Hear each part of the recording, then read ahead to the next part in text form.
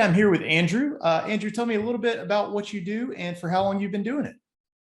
Sure. So I run a design firm here in Atlanta called Wild Places. My technical title is Executive Creative Director.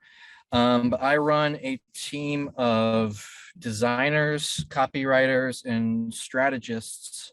And what we do is we build bold and adventurous brand identities. So been doing it for quite a long time. I'm a designer by trade. I've been in the been doing design in some form or fashion for the past, well, I don't know, 12, 15 years. Cut my teeth in the fashion industry for many, many years. And then, yeah, started this about 5 years ago.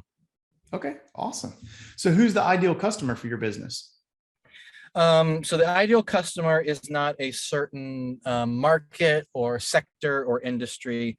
The ideal customer for what we do is someone looking to build a bold and adventurous brand identity, something that's going to stand out from the crowd, stand out from their competition, someone truly looking to differentiate themselves and build something really, really strong that they feel proud to stand behind. Awesome, awesome. So obviously, with COVID kind of coming to an end now, and the state of the current economy, things have changed for a lot of business owners.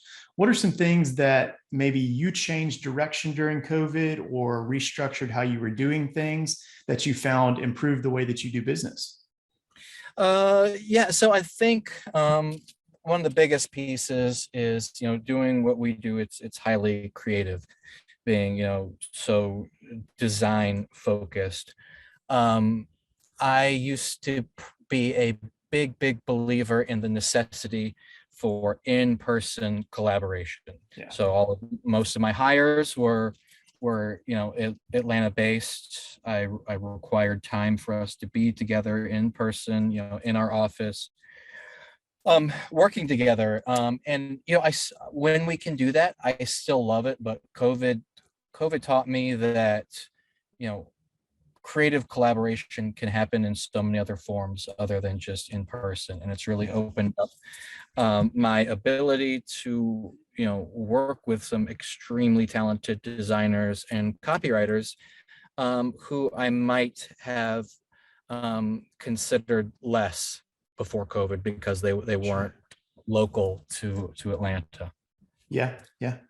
What are some of the ways that you were able to communicate with that team as you kind of broaden your network and work outside of the Atlanta area? You mean like what are some of the tools we Yeah, use? yeah, I mean, obviously, we spend a lot of time on calls like this, like everyone else in the world, but it's really just about whatever the tool may be, just like staying close. yeah, It has forced us to have a lot more constant communication than we might have beforehand. Um, so it's just there's lots of check-ins and constant talk on any given project throughout the day. yeah, yeah. Awesome. So, what's one of the biggest things that you've learned since you've been in business for yourself? Everything comes down at the end of the day to relationships when it comes to either business development, growing the business, growing the team, um, communicating with clients. Everything for me is fundamentally rooted in a relationship. I can better communicate the needs behind a project, where we're going, what our objectives are, when I have a strong personal relationship with the client that I'm working with. Yeah, Almost every single one of my clients starts out as a friend in yeah, some capacity. And I truly mean that. I'm a big believer in building authentic relationships, meaningful relationships first, and then being able to help them solve problems when and where I can. yep, yep.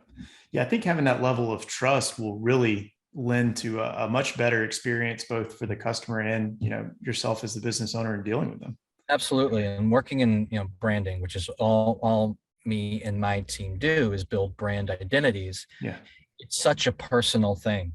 No matter how you cut it, you're either working with a founder who's starting something new, or you're working with, CMO, CEO level, that's, wanting to refresh something Mhm. established. And it's branding, no matter how you cut it, it is personal. It is something people take very, very personally.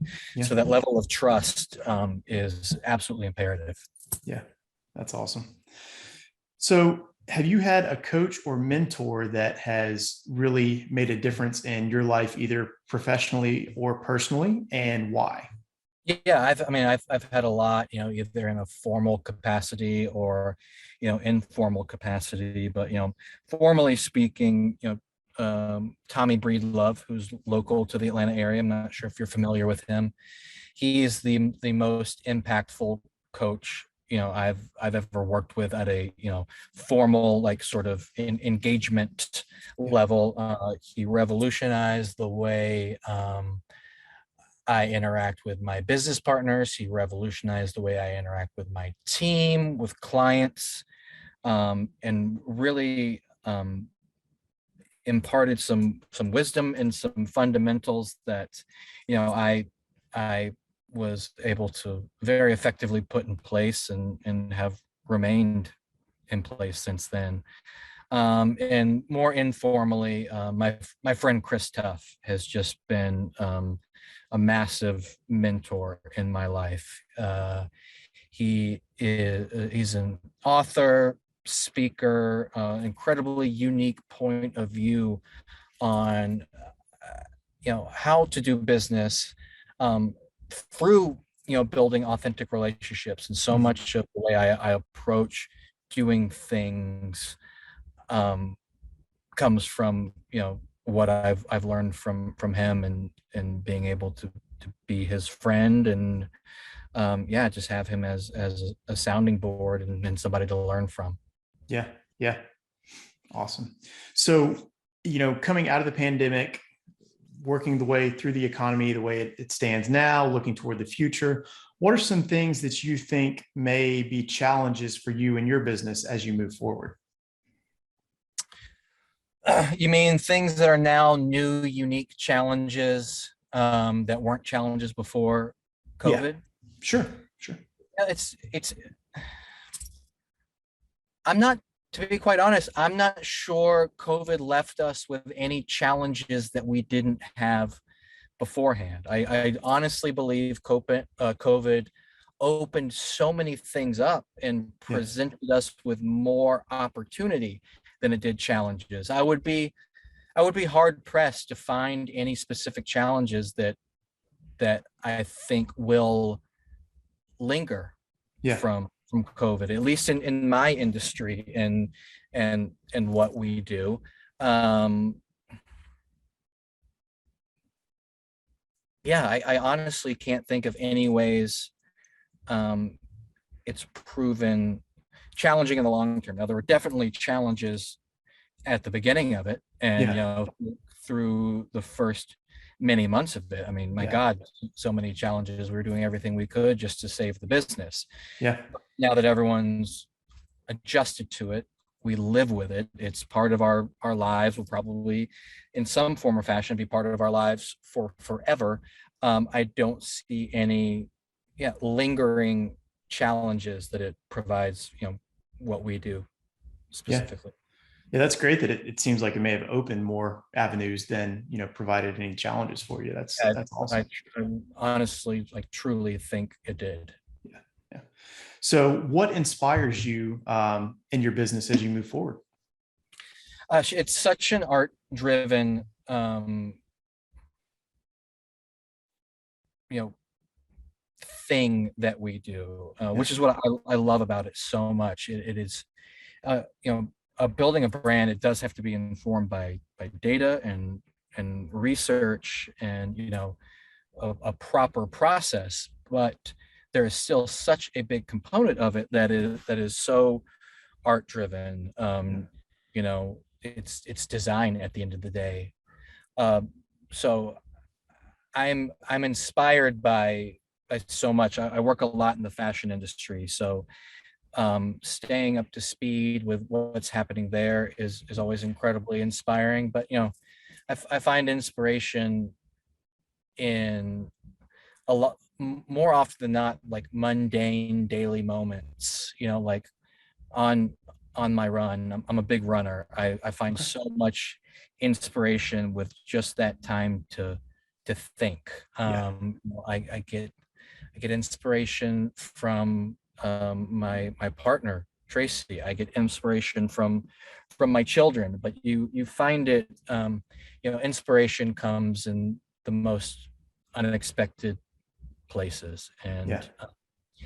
And Chuck Close has a great quote about inspiration that I'll probably butcher here, but it's you inspiration is not something you wait around for and that comes and it's this light bulb and then you produce based on it. Like, inspiration has to find you working Yeah. and do. So yeah. That's awesome. No, that's great. So if people want to get in touch with you, if they want to redevelop their brand or create something that stands out from the crowd, what's the best way they can get in touch with you? Honestly, just hit me on email, andrew@wildplaces.co. Instagram is another good place to connect with me. It's just at Andrew Averso, Averso. But yeah, the best way to start down that path is just to reach out, tell me about what you're doing, and let's see how I can help build something special. Yeah, that's awesome. Perfect. Well, I'll link all of those in the description here so people can easily reference those. And Andrew, I really appreciate your time today. And thanks for joining me for the interview. Thank you, sir.